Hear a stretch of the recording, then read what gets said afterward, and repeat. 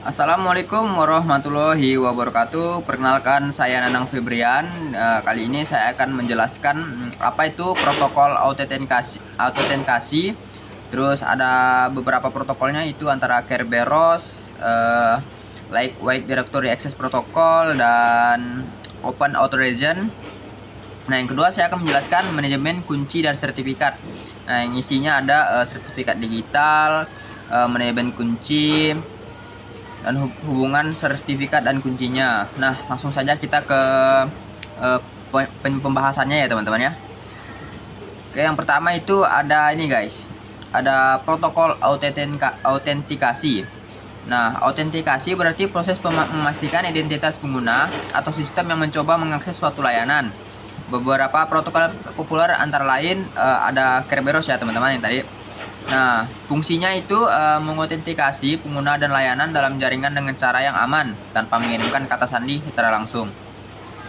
Cara kerjanya yaitu pengguna atau pengguna login meminta tiket granting tiket TGT atau TGT ke server Kerberos KDC.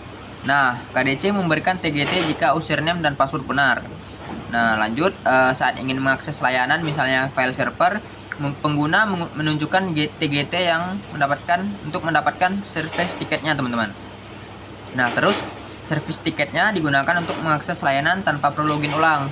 Nah, kelebihannya yaitu aman dari penyadapan kata sandi dan mendukung single sign on SSO. Contoh penggunaannya sistem login pada jaringan Windows Server atau Active Directory teman-teman. Nah, terus yang kedua ada LDAP, Lightweight Directory Access Protocol. Nah, fungsinya yaitu untuk mengakses dan mengelola direktori informasi pengguna seperti username, password, email, dan hak akses. Nah, cara kerjanya klien misalnya aplikasi login mengirimkan permintaan ke server LDAP. Nah, server LDAP memverifikasi kredensial pengguna di database directory. Jika valid, akses diberikan, jika tidak ditolak. Kelebihannya yaitu dia lebih terstruktur ya teman-teman. Untuk perusahaan besar mendukung integrasi autentikasi terpusat. Nah, contoh penggunaannya yaitu ada pada jaringan perusahaan, sistem email, dan aplikasi web internal. Nah, terus ada Open Authorization. Nah, fungsinya yaitu protokol otorisasi, bukan autentikasi murni. Digunakan agar pengguna dapat memberikan akses terbatas ke data mereka tanpa membagikan password. Cara kerjanya, pengguna ingin login ke aplikasi pihak ketiga, misalnya Spotify dan akun Google ya. Dengan akun Google ya. Terus Google meminta izin pengguna. Jika disetujui, Google memberikan token akses ke Spotify. Nah, token ini digunakan untuk mengakses data pengguna secara terbatas. Kelebihannya yaitu aman, fleksibel, dan tidak perlu berbagi kata sandi antar aplikasi. Contoh penggunaan, login menggunakan akun Google, Facebook, GitHub, dan lain-lain. Nah, setelah kita membahas protokol authentication, selanjutnya kita akan membahas manajemen kunci dan sertifikat. Nah, manajemen kunci dan sertifikat digunakan untuk menjaga keamanan, komunikasi, dan identitas digital, terutama dalam kriptografi dan jaringan internet. Nah, yang pertama itu ada sertifikat digital. Pengertiannya yaitu dokumen elektronik yang membuktikan identitas seseorang, organisasi, atau situs web di dunia digital. Isi sertifikat ada nama pemilik, kunci publik, penerbit, masa berlaku, dan tanda tangan digital. Nah, fungsi utamanya yaitu menjamin keaslian atau autentikasi identitas, menjaga integritas data, mendukung enkripsi komunikasi, misalnya HTTPS. Contohnya yaitu ada sertifikat SSL atau TLS pada website HTTPS // Nah, seterusnya ada manajemen kuncinya yaitu atau key manajemennya.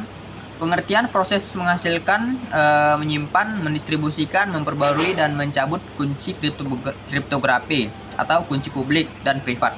Tujuannya yaitu menjamin hanya pihak berwenang yang bisa menggunakan kunci, menghindari penyalahgunaan atau kebocoran kunci. Nah, terus ada komponen utamanya yaitu ada pembuatan kunci, key generation, terus kedua distribusi kunci, key distribution, terus ada penyimpanan aman, secure storage, rotasi dan pemburuan kunci, key rotation, dan yang terakhir ada pencabutan kunci atau key. Oke, next ada hubungan sertifikat dan kunci. Nah, sertifikat digital mengandung kunci publik dan identitas pemiliknya. Kunci publik digunakan untuk enkripsi dan verifikasi tanda tangan, sedangkan kunci privat untuk deskripsi atau menandatangani pesan. Keduanya diatur oleh CA atau Certificate Authority melalui pesan PKI Public Key Infrastructure. Nah, sekian penjelasan.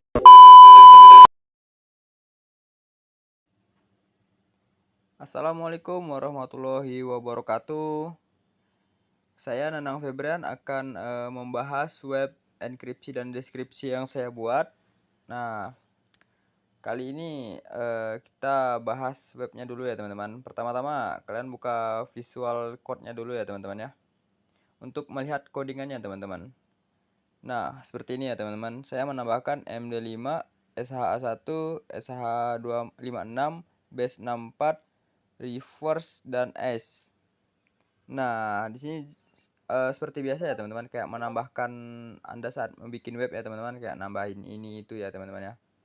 Terus ada from loginnya juga ya teman-teman, login PHP dan lain-lainnya. Nah, kalau udah langsung saja kita ke database-nya teman-teman. Nah, seperti ini ya tampilan database-nya teman-teman. Nah, ini untuk riwayatnya teman-teman ya.